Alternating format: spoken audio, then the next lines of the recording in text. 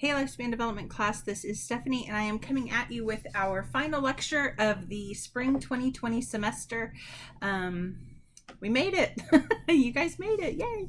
So we have chapter 14 to cover. And of course, you've been thinking about chapter 14 over the last 2 days with the preschool in 3 cultures videos. I hope you enjoyed them. I love those videos. And I thought, oh, this is a unique opportunity to go ahead and integrate them into this class.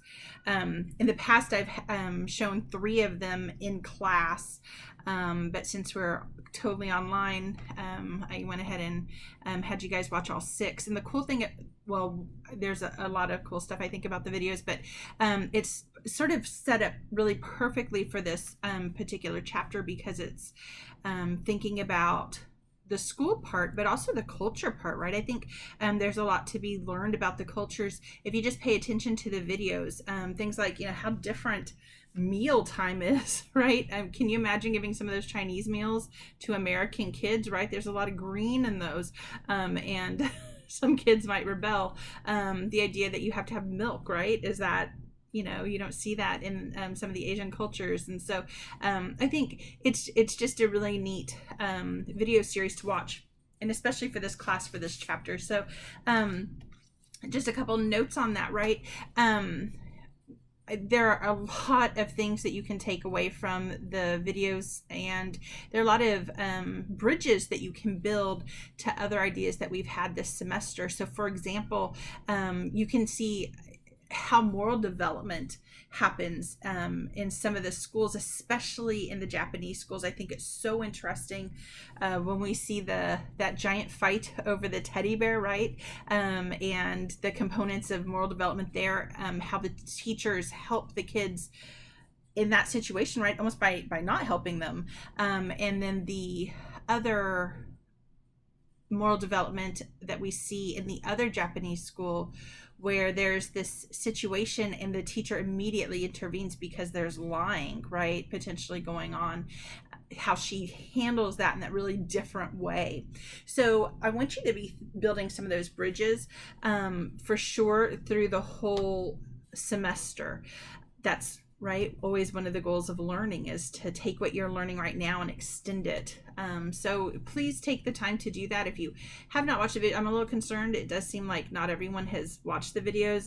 When I'm looking at the clicks, more than half of you have not clicked on the videos, so I'm concerned about that. It's your grade. I can't make you do it. So I'm gonna strongly suggest that you do it. On the final exam, so on the exam 4 component of the final exam, you can expect to see 2 essays coming from the Preschool in 3 Cultures video. So there's a good amount of points tied into those videos for that final exam. So really do pay attention to it. So today we need to talk about a number actually of different ideas that are contained in chapter 14. Just a quick note, and I think I mentioned this on the last video, but maybe I didn't. Chapter 15 is our extra credit chapter this semester. Because we lost a week, there's just not a way to fit chapter 15 in. There's just not. It's a short and sweet chapter. It's about death and dying. And the only thing I want to say about that chapter that isn't, I don't think, really well explained is that while traditional models of death and dying kind of focus on older people, one of the things that I want you to think about is the idea that when we are faced with our own mortality at any age, we see some of these stages that the book talks about in terms of accepting death and things like that. We see that potentially in even very young children. So while death and dying, we typically think about it in older people, and it's kind of framed in that way. Certainly it doesn't have to be. And even some of Erikson's theories, some neo-Ericksonians have talked about how when younger people are faced with dying in their own mortality, that final stage becomes highlighted. So where normally, right, we would have to go through all the other 7 stages to get to the 8th stage. Remember that that epigenetic principle that we talked about says that we are technically working on all of those things at once. And so some neo-Ericksonian researchers believe that if our mortality is threatened in a realistic way, so not just you're thinking about your death, but maybe you're diagnosed with cancer, or even right now, I've been thinking about this right in this COVID crisis. Some of the posts I see from people are very kind of looking at that, wisdom, sharing their wisdom with people, right? That final crisis resolution. And so I think it's really interesting to think about that, especially as we're all kind of stuck at home, because we're having to kind of face this idea that if we left and we were all together, we might we might be in trouble, right? Our mortality might be in trouble. So anyway, pay attention to the chapter. Again, it's all extra credit for the exam 4. Okay. All right. So thinking about chapter 14 then, we start off right there talking about like the different kinds of school. And so they take us through preschool, elementary, middle school, high school, and then higher education. And one of the things that the book discusses is this idea of when should children even start school. Well, actually first talks about the different types of early education. You should know all of those. We have talked in class about Montessori schools. We did that with the cognition chapter. So if you need to go back and look at your notes on Montessori schools, you can do that there. But there are a number of questions about when to start kids in school. In the early 2000s, several studies came out that seemed to suggest that a delay in school might be appropriate, very appropriate actually, but especially for young boys. And it had to do with the idea of emotional maturity. And so the question was, do young boys have enough emotional maturity to actually start school? So this becomes interesting when you think about what do we really mean when we say school, right? We're really talking about kindergarten and above. Certainly children in early education programs are usually there because their parents need someone to watch them while they go and provide for the family. And so we need to, before we even ask when should a kid start school, we can go back even before that and say, well, what kind of preschool might be appropriate for a child, and how can we ensure that they're going to flourish? The book talks about the Head Start programs, and I think it's always an interesting conversation to have in class. Often we have students at our university whose children are part of either the Head Start programs or the 4K for SA program, and so I think it becomes this really great conversation that we're able to sort of have that asks, what is the benefit besides just providing, a place for your child to, be taken care of? What are the benefits, right? One of the arguments is that things like pre-K for SA is, oops, hold on real quick, guys. My battery is not plugged in. I didn't realize that. One of the arguments is that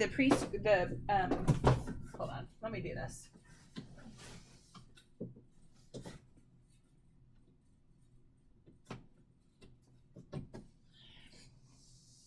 One of the arguments is that the 4K for SA program is supposed to be at least as good as the Head Start programs. And what was really interesting to me when they were starting that, the whole thing, they're making this argument, and we had not tested it. So how can you make an argument that a program is better than another program when it's never been tested before? The pre-K for SA program was based, at least in part, on the Head Start program. Head Start does seem to give kids at least some amount of advantage. And the book talks about a couple of studies that have suggested that advantage is short-lived, and other studies that suggest that advantage may actually persist even into high school. And the caveat that the book gives, right, is that, well, even the studies that show that it persists into high school suggest that, the gains aren't huge. Okay, but they're gains, right?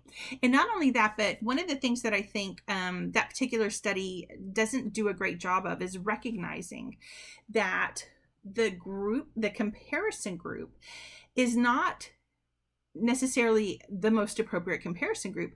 We should be comparing the kids at the same SES, the similar backgrounds, things like that. And that wasn't necessarily done in that study. So when we talk about this idea of comparing kids from Head Start, we know that typically they're low SES, often single parent households. The setup for these kids is not great. And so if we are providing them with equal footing and potentially, right, even more than just equal footing to other kids, I think that's potentially very important for these kids. So read about Head Start and think about what you know about pre-K for SA. Maybe even look up. There are some more recent articles about pre-K for SA and some of the research that has been done on it. All right. So once you've got kids in that preschool program, that does not necessarily mean that they are prepared for the rigors of a true academic setting, right? Preschool is not a true academic setting. And so the question becomes, when might a child be ready to begin formal schooling in an academic setting? And the book talks about delaying school. So some of the studies from the early 2000s, late 1990s, suggested that delaying school, especially for young boys, might actually set them up for success. And those studies have been replicated. Some of them actually, some studies have done that recently and found really similar results. So the book talks about this idea that there are a series of studies that have shown that kids who are delayed when they enter school actually may be more likely to have behavioral problems later. They may be at a disadvantage academically, and it seems to refute those studies that suggested that holding kids back might be important. So what we have to do is look back at some of the reasons that parents might put off enrolling a child in school. When we actually look at some of the reasons that parents say they have held a child back, it's either because they have some kind of delay, so they believe that they have a learning delay, or because they don't think that the child is emotionally ready, so the child may be acting out more than other kids. So the argument in the book that these kids have delays and behavioral problems if they are held back, it actually makes some sense. That's why they were being held back to begin with in many cases.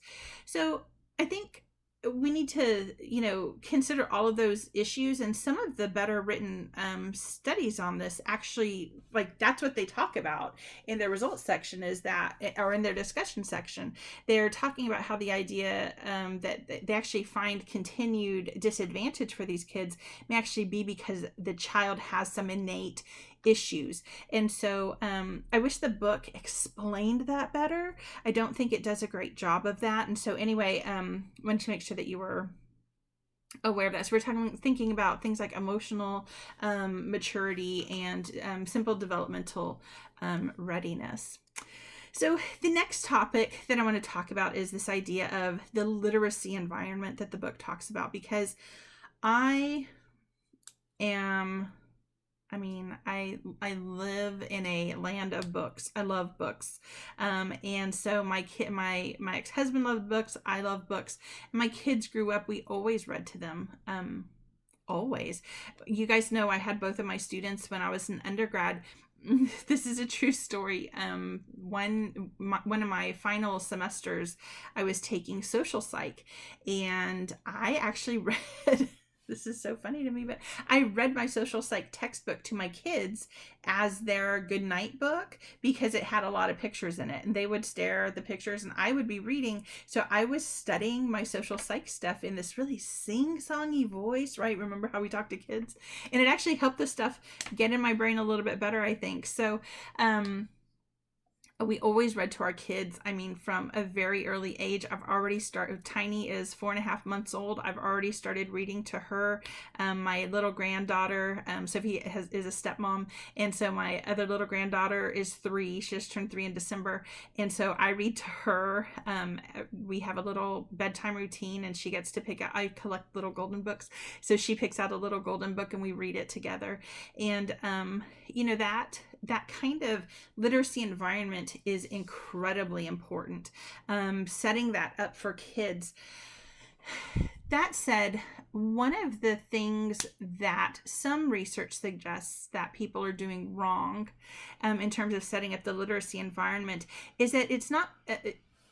Many people misinterpret what that means, right? You can read to a child, and that's a form of a literacy environment. But some people think they need to do is get that child reading.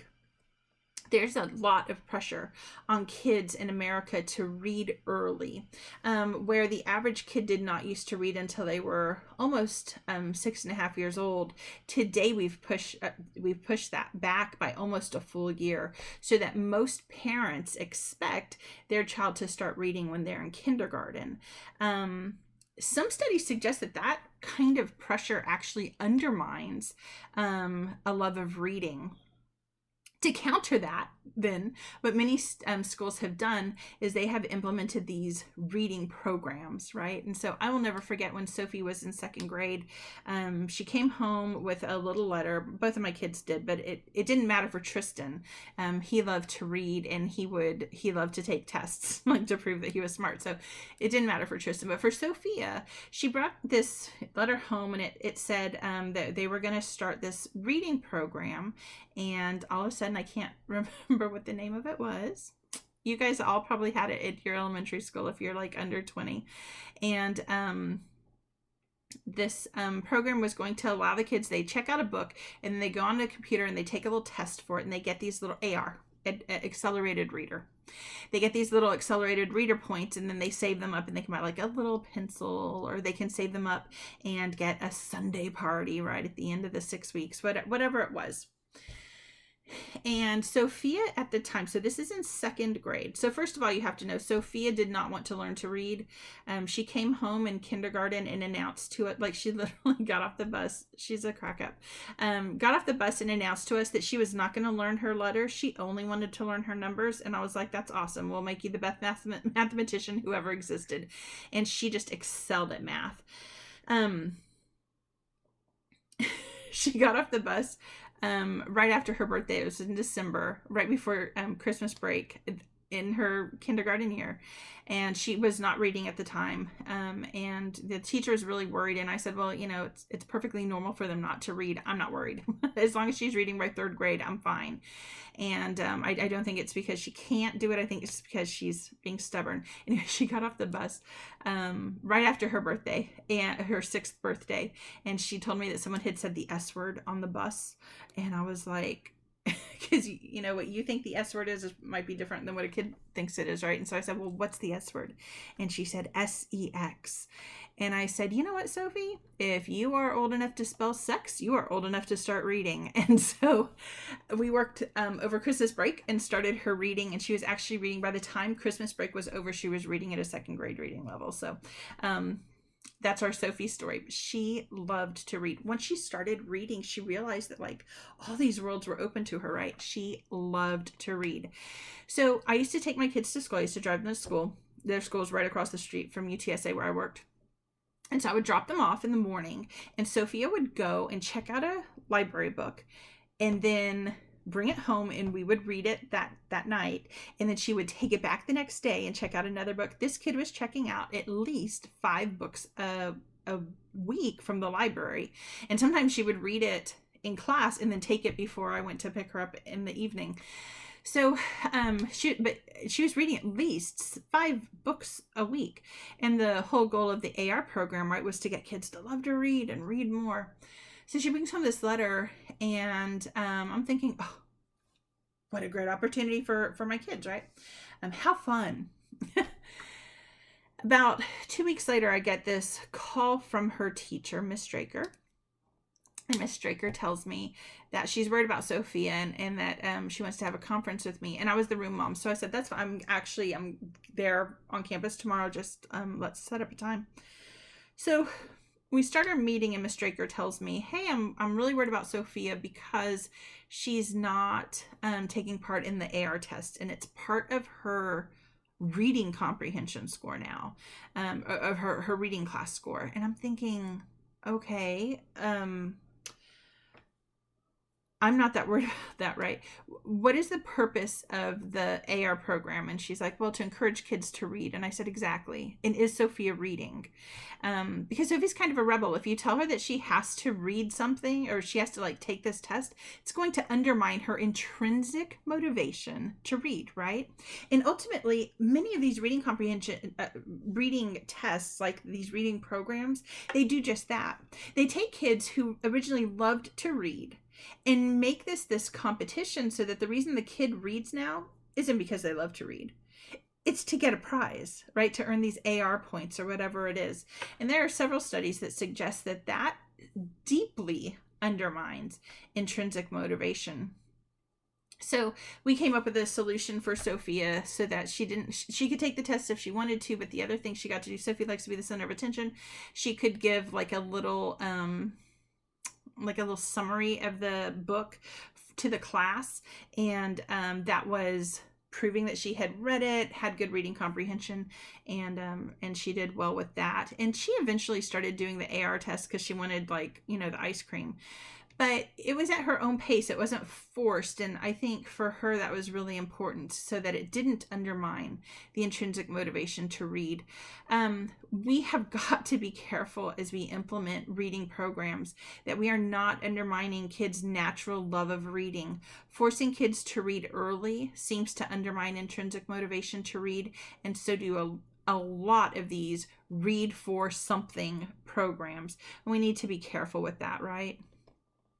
Okay, so the next thing that the book talks about is homeschooling, which I think is fascinating, right? Thinking about it right now, I know several of you are now suddenly homeschoolers, right? You're got kids at school. I know Dr. Bowman and I were in a meeting earlier today, and she was talking about how her son was in a Zoom drumline meeting. So even band is on, is meeting through Zoom right now. So I think it's interesting when you read this part of the chapter, think about the COVID crisis and how homeschooling looks. But I have to tell you this, one of the things that the book talks about as a criticism of homeschooling is that many homeschooling kids don't have social opportunities. That does not actually seem to hold water. Maybe that used to be the case, but today most homeschoolers are part of what we call a homeschooling co-op. And so they may identify parents who are really good at particular topics. So maybe one parent is teaching the math, one parent is teaching the English, and not only that, but they go on field trips and things like that. So most kids who are part of homeschooling, who are homeschooled, are part of these homeschooling co-ops. And that's actually very common, not just in big cities, but also in small towns. So know that that's not as common. The other interesting thing is that the book says that it's largely limited to affluent populations, but while more recently that might be the case, that was certainly not always the case. And there are places in the country where homeschooling happens because parents think it's the right thing to do, as opposed to they have all this money and someone can stay home and school the kids. So many affluent homeschoolers actually hire tutors to come in and teach their kids. And most affluent parents send their children to private school if they're concerned about like the local school districts. Okay, so the next thing that I want to talk to you guys about is grade inflation. So the book talks about grade inflation, and particularly it talks about the idea that while overall grades in the United States, so if we just look at student GPAs, have significantly increased over time. We don't see increases in actual performance in comparison to other countries. In fact, we lag behind more and more and more in actual performance.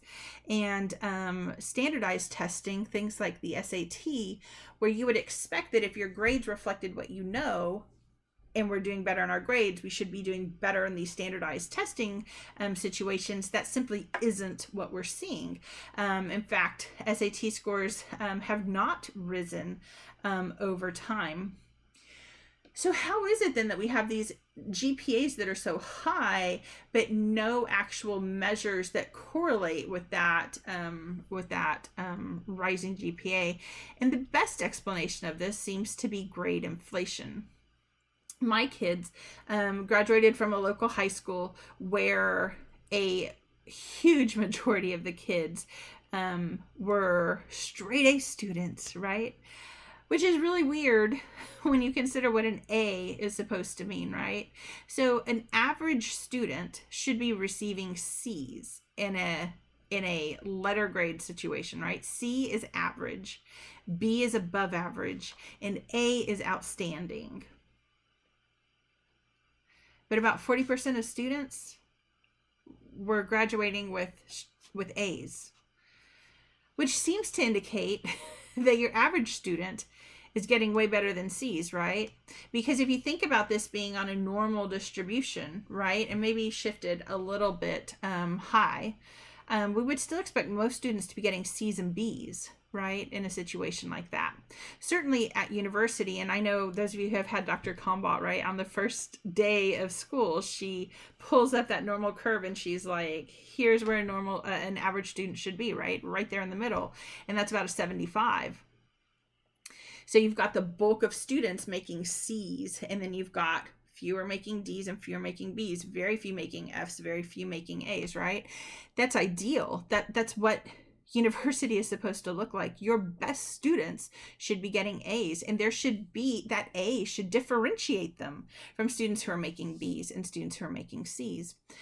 So the biggest issue for a lot of students, and I always think it's so interesting because it literally happens every semester, and not just to me, it happens to all of us professors, is we have students who get really upset after the first exam because they haven't done well. And they come to us and they're like, but I'm a straight A student.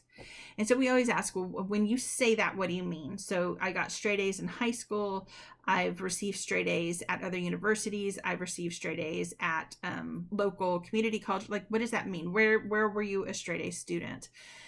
I have had a number of students tell me, but I'm a straight A student. So we talk about that situation.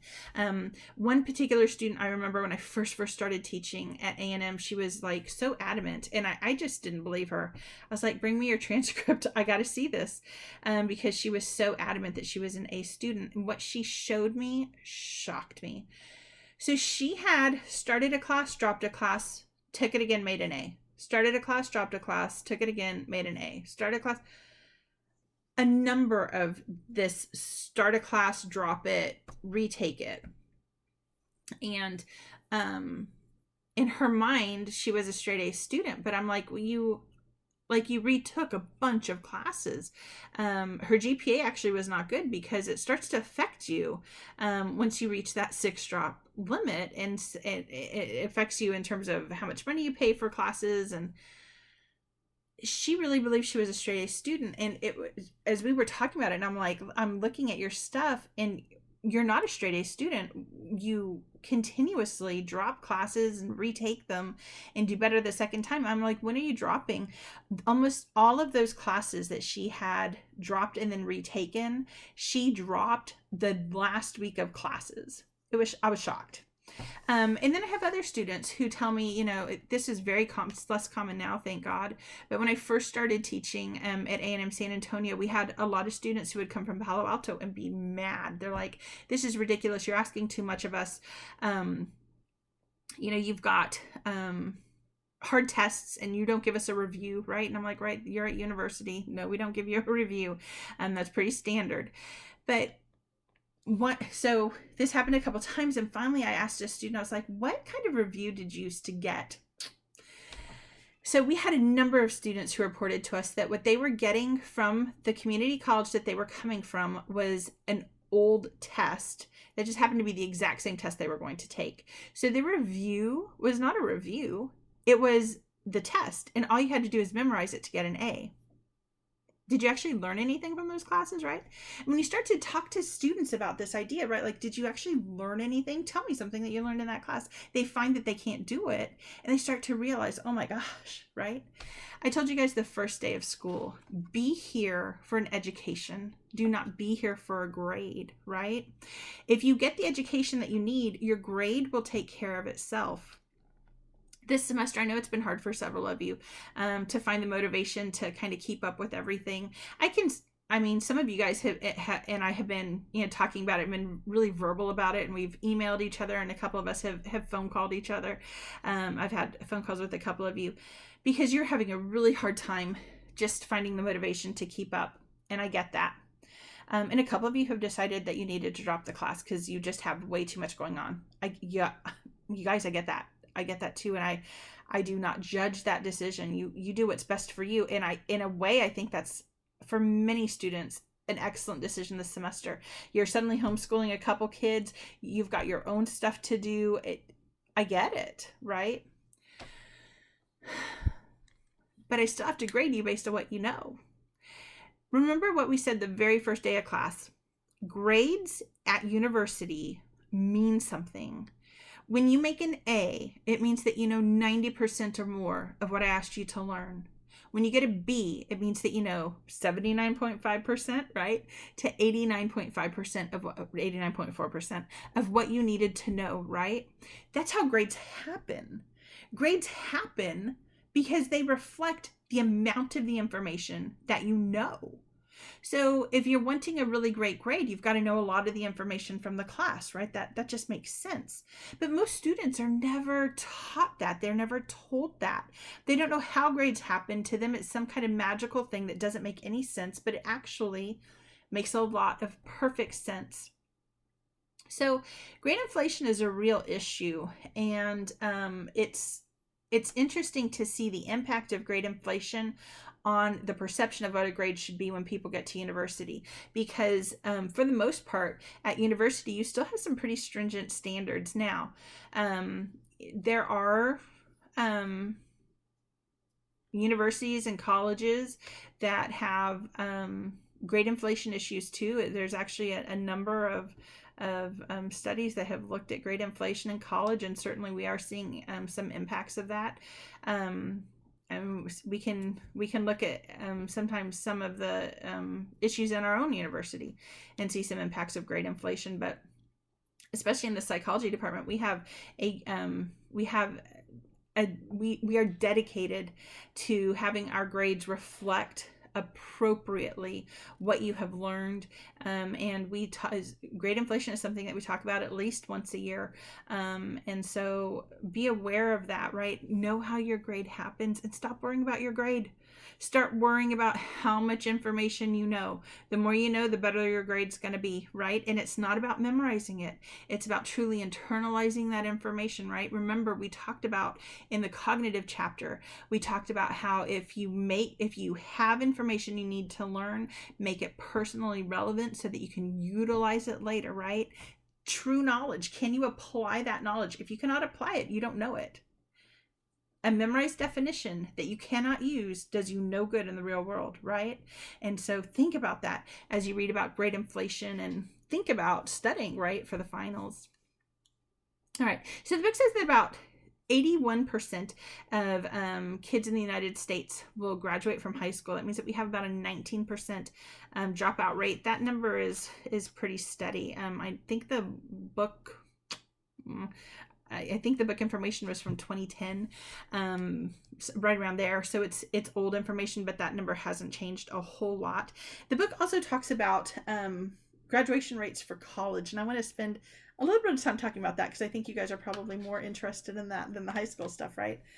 So the information from your book is from 2010 for the university stuff for sure. And so I ran and got numbers from 2018. So about 57% of students who start college will finish college in 6 years. Again, these are the 2018 numbers. So we're thinking about students who had started in 2012. About 57% of them had graduated with their degree in 6 years. And about 30% of the students who had started had completely dropped out. So about 1 in 3 students will not even last to the 6th year. They will just drop out at some point. And the book talks about dropout, but remember that this is also going to include people who are on academic suspension, academically dismissed, things like that. So the remainder of those students are still trying to attain the degree, and only about half of them will attain that degree. So of the students who start college, only about 60% will actually, about 65% will actually attain a degree. About 70%, and this next number is fascinating to me. So when we look at the students who enter university with some sort of educational deficit, those numbers are super different. So when we look at overall students graduating in about 6 years, we have about almost 60% of them, right? But if we look at students who go to college and need, the book calls it developmental class, or actually, I don't know if the book talks about it, but the studies that have looked at this call these developmental classes. Sometimes universities call these remedial classes. Okay, if a student requires remediation, so they maybe are not prepared. For example, college algebra is usually the lowest level math available at a university. But if a student is not capable of doing that, they need remedial math, right? Okay. Of students who required any remedial class, only 30% of them will finish their degree. And that means, you guys, that 70% of students who were not prepared for college will not be able to complete college. If you think about it, this probably makes a little bit of sense, right? If you are starting behind the curve, it's going to take a lot of time and effort to get ahead of at least even, right, with the curve. And so it can be frustrating, and students often have the mentality that they're not capable, even if they are, right? Maybe they've been told that, and that's kind of their mindset. Remember that entity versus incremental point of view. So 70% of students who needed remedial classes will not complete their college degree. That's shocking. Some universities then have said, well, we just won't allow remedial classes, right? That'll help us. In the end, though, that's not necessarily the case, right? What ends up happening is that many of these students go to community colleges to get these remedial classes that they can't get at that university. And then they still enter the university situation potentially underprepared. And so these numbers are actually not that different for universities where they don't offer their remedial classes, but the students have to go to a local community college. They're a little different, but they're not that different. All right. Let's see. All right. So the next thing I want to talk about is, so the book then talks about what do you do with your time, right? It talks about how young people spend a lot of their time in leisure, and it talks about things like multitasking, right? Which I think is so interesting. I was in another meeting today, had several meetings today, and we were talking about how the pace of life has really slowed down in some really fascinating and wonderful ways for many of us with this stay home. What is it? Stay home, work safe order. And so we were talking about how, just having less travel. For me, I travel almost 1 hour each way, depending on traffic, to get to and from the university. She lives out in up near Marble Falls, and she does the Science Mill it used to be called Hill Country Science Mill. Now it's just called Science Mill. But she has to be out in Austin, San Antonio, a bunch of other cities. And so sometimes she's on the road for like 8 hours a day getting to different places. And so she was talking about how, you know, she leaves her house at 4 a.m, doesn't get home until 8 p.m, barely had time with her family, right? And so now she doesn't have any of that travel. She's able to do everything from home. And the pace of her life is so different and so much better. And it started me thinking, because I knew I was going to be taping this lecture today, and I was like, think about how much, you know, when you know that you're losing 8 hours a day to travel, how much multitasking you try to do, right? And we all are guilty of this, right? We have something on the stove and we're in the middle of writing a paper and we've got 100 other things going on, and all of a sudden we smell something burning, right? You guys, we're not great at multitasking. We're just really not. Most of us think we are. So when we're surveys show that people think they're great at multitasking. Studies show that people are horrible at multitasking. So the reality is that most people have a hard time doing even 2 things at once. There is some interesting research that suggests that adolescents think that they multitask better than adults do. So they report that they're better at multitasking than adults report that they are. But it actually seems to be the case that they're just so unaware of how poor they are at multitasking that they overinflate their estimates of how good they are at multitasking. So actually adolescents do not do better at multitasking. So the book talks about some of this idea that kids spend a lot of time in leisure, and what does that really mean? And the book talks a little bit about leisure time with media. So it talks about TV and video games and a little bit about the phone. And most of the statistics that it gives you are from like 2010 again. But phones and technology even have changed a ton since 2010. Kids today have YouTube, right? And they see a video and now suddenly they're all eating Tide Pods, right? TikTok is something that Sophia is currently addicted to. I refuse to download that app. I think it's hilarious, but she just sends me stuff that I think she thinks I might think are funny, and I watch them. I'm not gonna get addicted to another thing, right?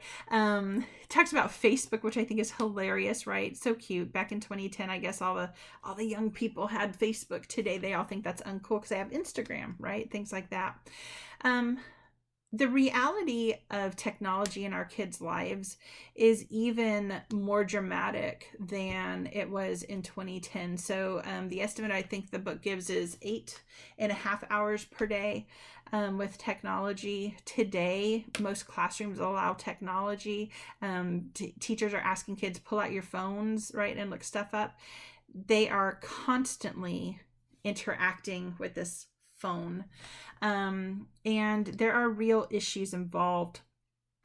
Several years ago, the NIH started a 10-year study to look at the impact of technology, particularly phone usage, on young people. And so it's really neat. They've done some preliminary release of some of their findings.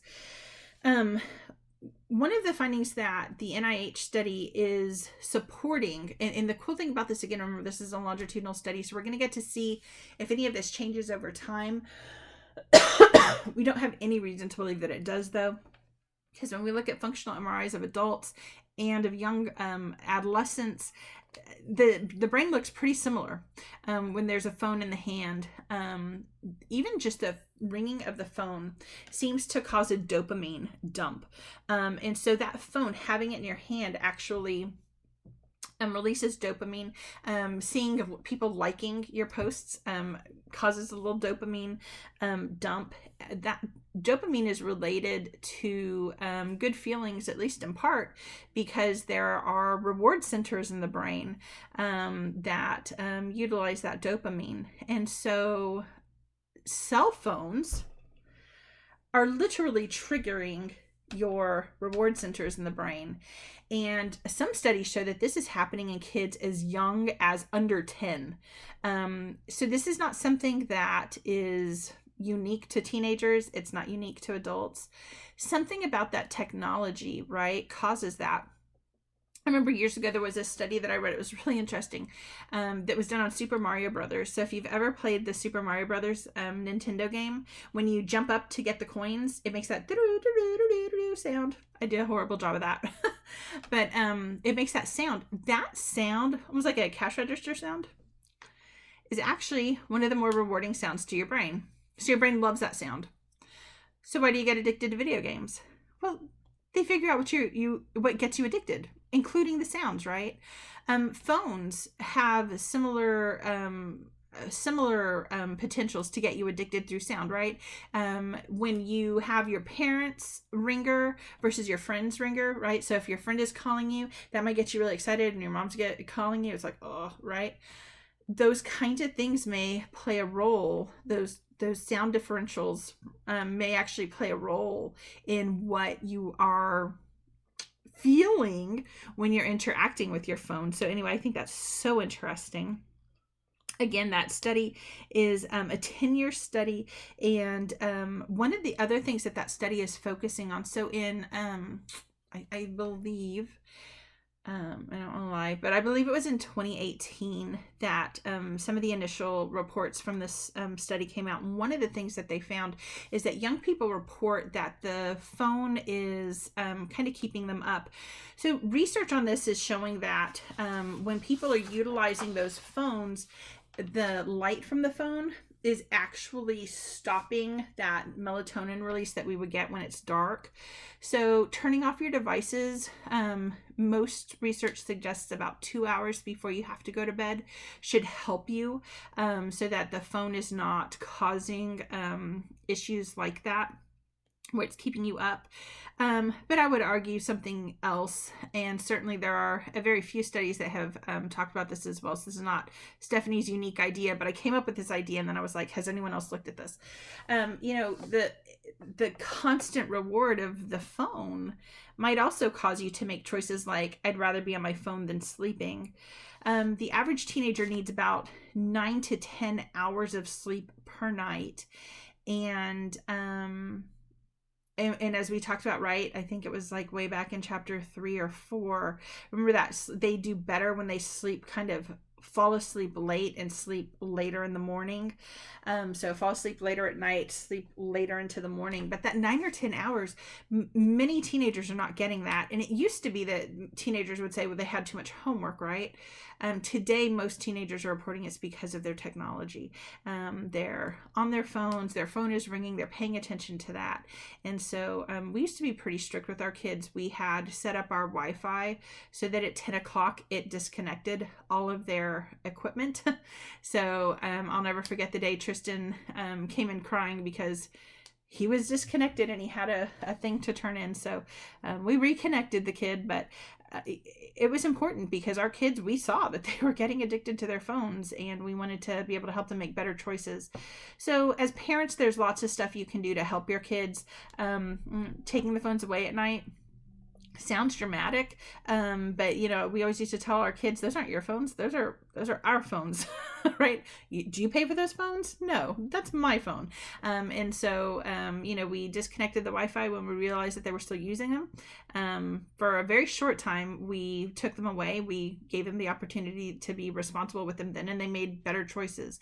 But it's one of those things that you really have to pay attention to as a parent. All right. So the last thing that the book talks about is, let's see, there's so many things I wish we had time to talk about, but it's okay. Talks about prejudice again. And of course we've talked about prejudice throughout this semester. So at the end of the last unit of chapter 14, it talks about culture. And again, cultural identity, right? And cultural identity is so interesting.